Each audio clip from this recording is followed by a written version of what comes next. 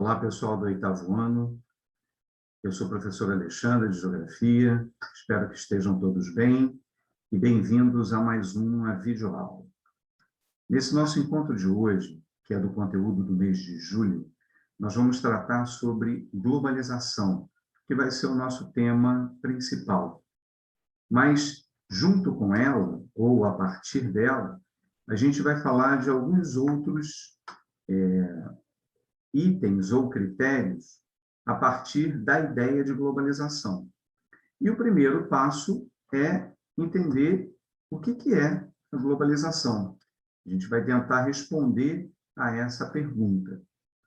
E, junto com a ideia de globalização, falando de outras vertentes, de outras atuações que a globalização tem em outras áreas, né? Como é que ela se organiza, como é que ela acontece em relação à comunicação, à economia, aos blocos econômicos. Vamos tentar tratar sobre o que eles são. Vocês até já tiveram uma pincelada disso antes, mas a gente vai retomar esse tema e, no final, falando do fluxo de pessoas, que é a movimentação de pessoas pelo mundo de uma forma que nunca aconteceu antes. Então, respondendo à nossa primeira pergunta, vamos lá, né? O que é a globalização?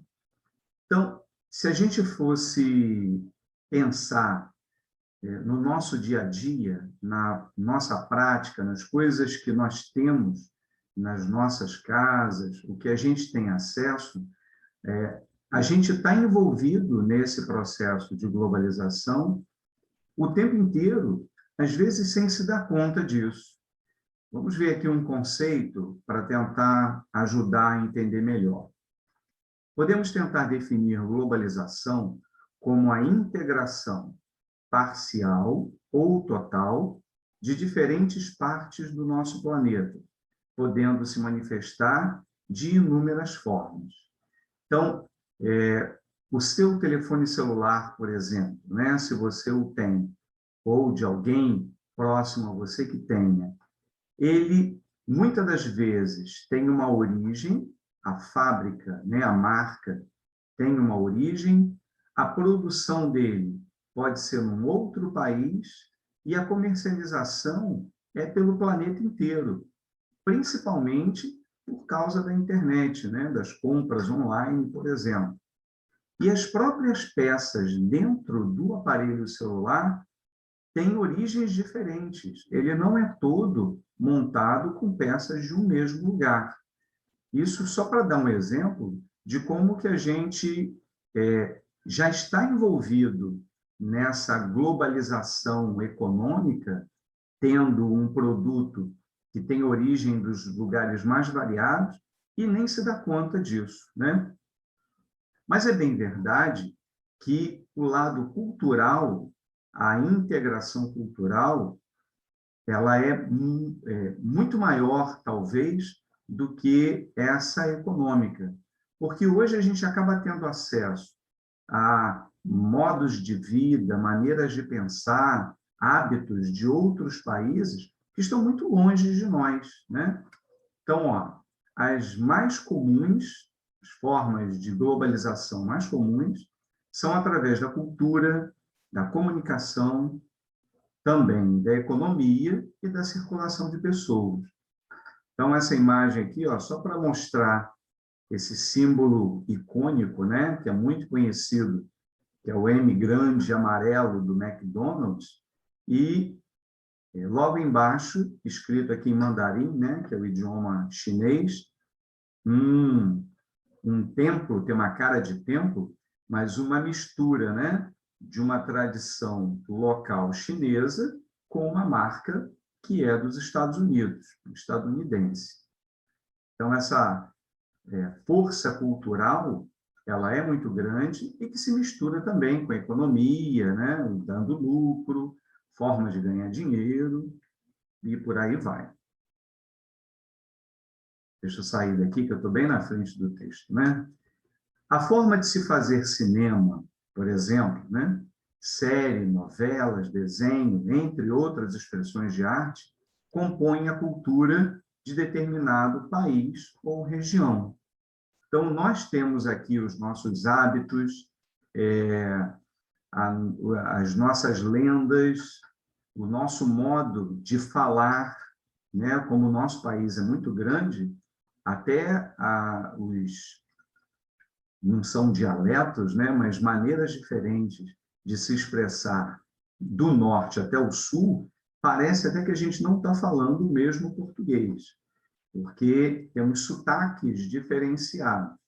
Mas, imaginando isso para outras partes do mundo, cada lugar tem lá a sua manifestação de cultura.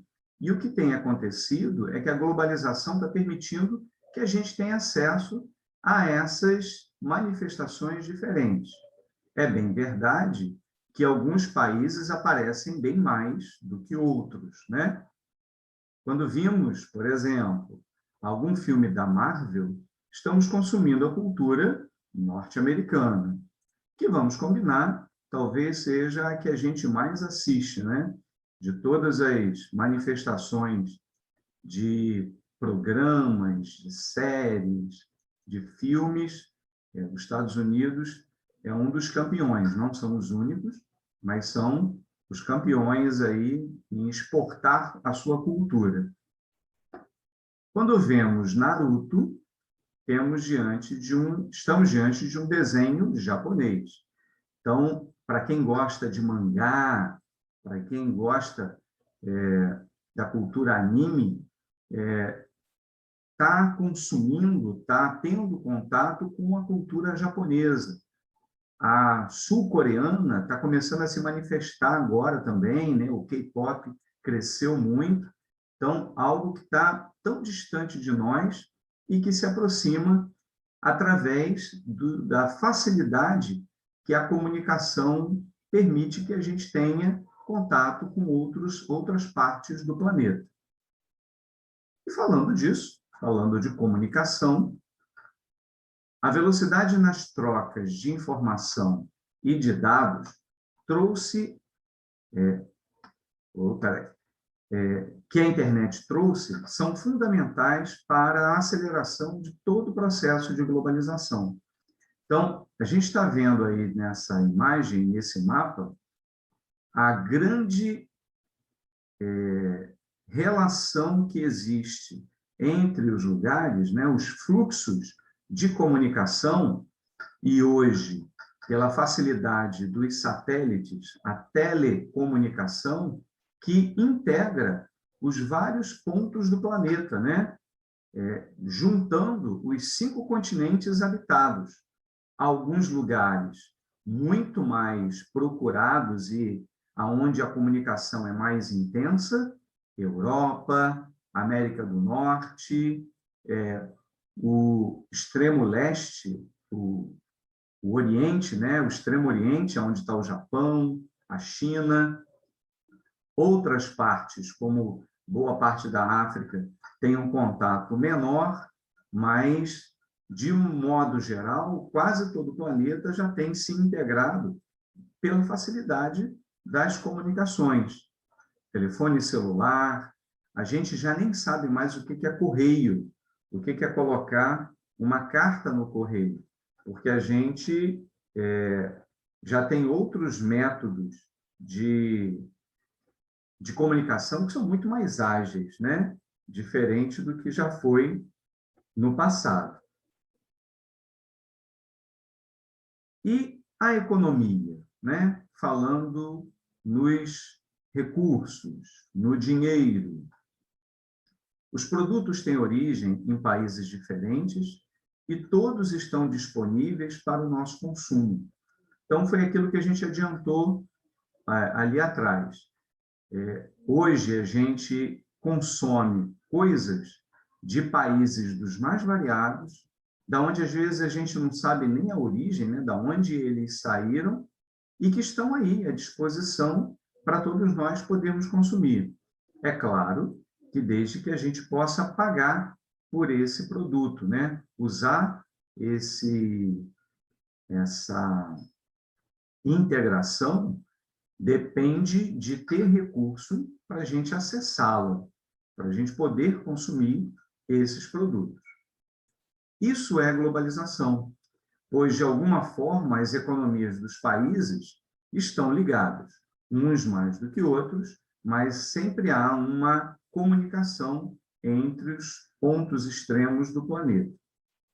Ou seja, vivemos em uma economia globalizada, uma economia integrada, mas não de forma igual para todos. Por exemplo, esse mapa que vocês estão vendo aqui, ele está mostrando a localização das fábricas da Nike, aonde a fábrica de tênis Nike está localizada. A Nike, que é uma marca estadunidense, norte-americana, não tem uma fábrica sequer no país de origem. Todas estão em países considerados subdesenvolvidos ou países emergentes. Então, ó, só para a gente ter uma ideia, o Vietnã, que é um país lá do Sudeste Asiático, esse paísinho aqui, ó, é o país que tem a maior quantidade de empregados da Nike. Mas como é que pode? Uma fábrica de um produto dos Estados Unidos está instalada lá na Ásia, lá no extremo da Ásia, porque é mais barato produzir lá, a mão de obra é mais barata, as leis trabalhistas são mais frágeis, as leis de conservação do ambiente, do meio ambiente, são mais frágeis, exigem menos, tem disponibilidade de recurso, como água, por exemplo. Então, ao invés de concentrar sua produção no seu país de origem, as empresas se espalham pelo mundo. O que não quer dizer que os habitantes daquele país possam consumir o produto que eles mesmos produzem, porque são produtos caros, muitas das vezes. Então, essa é uma das questões para a gente pensar sobre a globalização, né? Essa integração, ela acontece, mas ela não é igual para todos os lugares do mundo.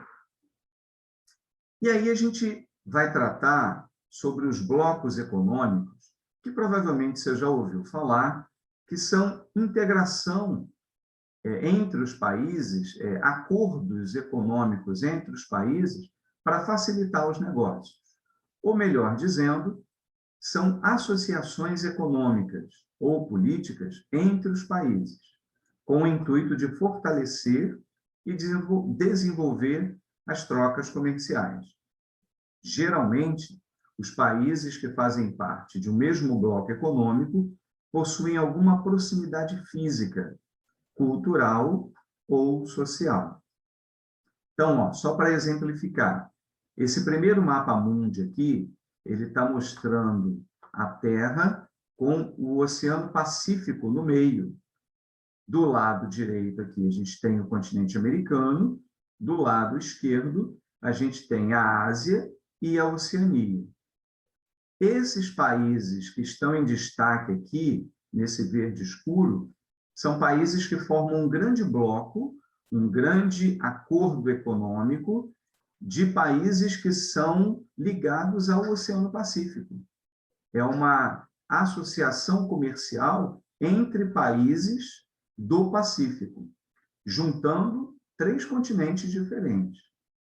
Já no bloco aqui mais abaixo, o NAFTA, é uma zona de livre comércio, que é algo que a gente daqui a pouquinho vai tratar melhor, que reúne 3 nações da América do Norte, o México, Estados Unidos e o Canadá.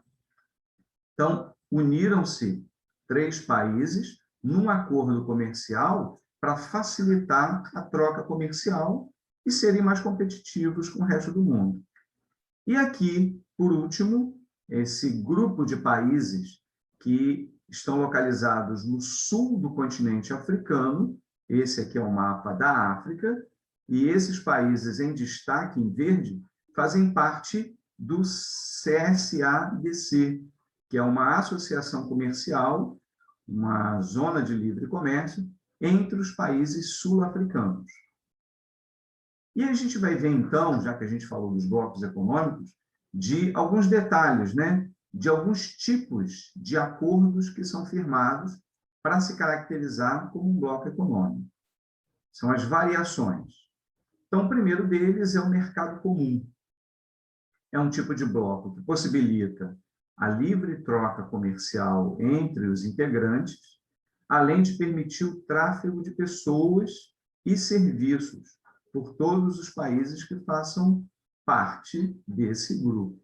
Então, no bloco do tipo mercado comum, as pessoas podem circular livremente entre os países do grupo, além de ter uma facilidade de comercializar, sem cobrança de impostos, por exemplo, por parte do governo de cada país.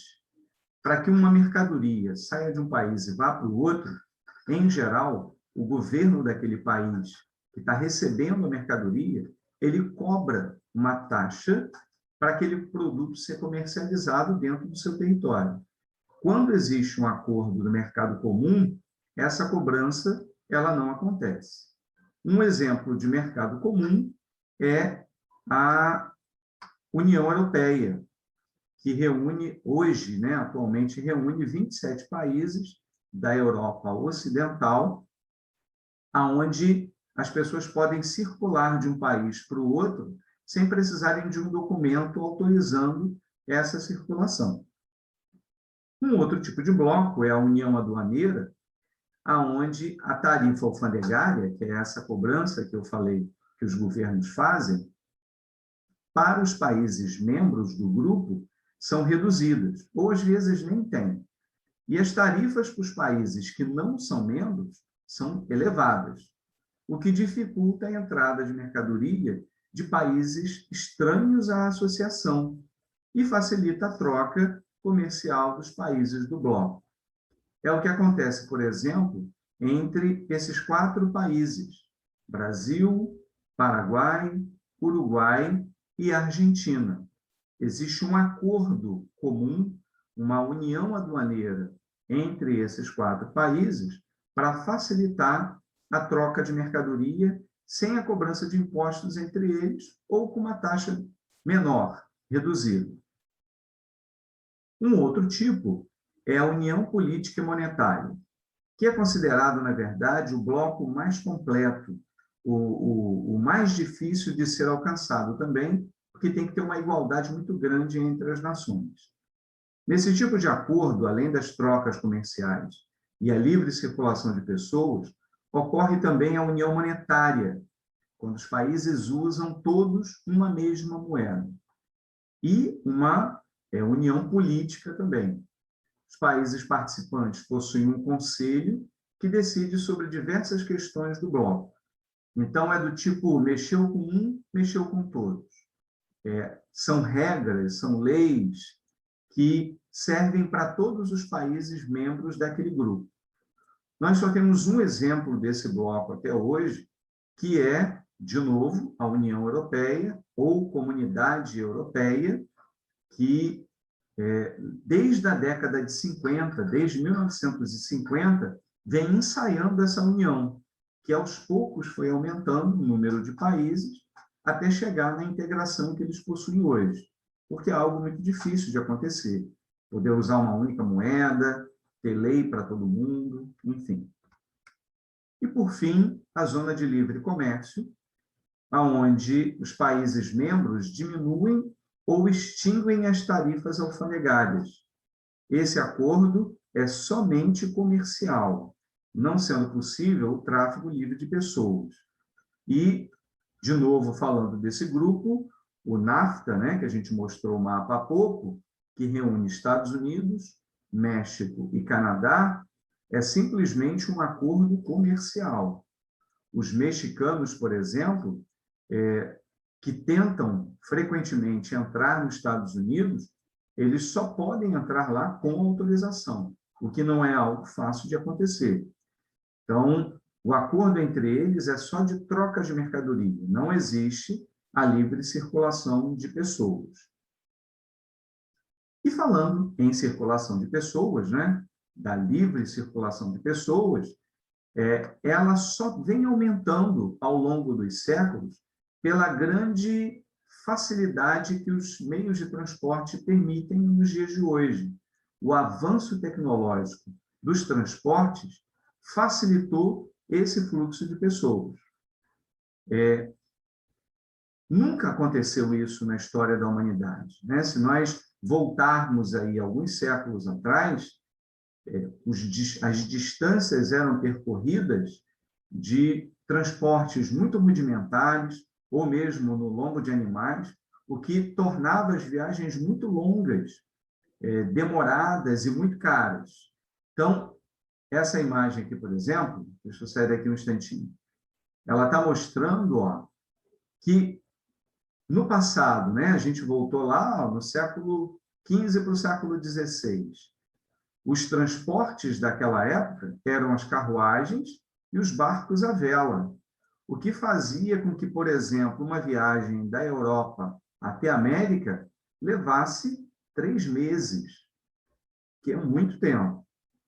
Aí demos um salto aqui para o século XIX, para o século XX, aonde já temos máquina a vapor, né? O trem a vapor, o barco a vapor, aonde a velocidade é muito mais alta do que aquela do passado. Na década de 50, o transporte aéreo se torna uma realidade. Na década seguinte, esse transporte já é bem mais rápido. Então, o que essa ilustração está mostrando? Que pelo aumento da velocidade dos transportes, facilitando a conexão entre os lugares, parece, mas isso é só uma imagem, de que a Terra diminuiu de tamanho. Mas é claro que não foi isso que aconteceu. O que, na verdade, acontece é que a facilidade de sair, se deslocar de um local para o outro, dá a sensação de que as distâncias diminuíram. Mas a Terra é do mesmo tamanho desde sempre, tá? E aí, continuando a falar desse fluxo de pessoas, né? Muitos desses deslocamentos ocorrem em função ou de negócios ou do turismo, que é o que atrai as pessoas a se deslocarem de um local para o outro. O que não são os únicos casos, né? Tem ocorrido um aumento significativo aí do fluxo migratório de pessoas por motivos humanitários. Então, pessoas que têm fugido de áreas de conflito, fugido da miséria, de forma das mais variadas, né? Correndo risco, indo a pé, usando barcos improvisados ou transportes inadequados para chegarem a um destino buscando uma melhor qualidade de vida, o que é um grande drama dos nossos tempos. A facilidade do transporte faz com que a gente possa se deslocar e, muitas das vezes, estimula a fuga, porque os problemas econômicos não se extinguiram com a globalização. Na verdade, por vezes, eles podem até aumentar. Falando nisso, né, a gente vai finalizando já aqui, tratando dos prós e contras desse processo de globalização. Então, se a gente pudesse falar aí num item positivo da globalização, é o da integração econômica, que a gente já falou, e da tecnológica.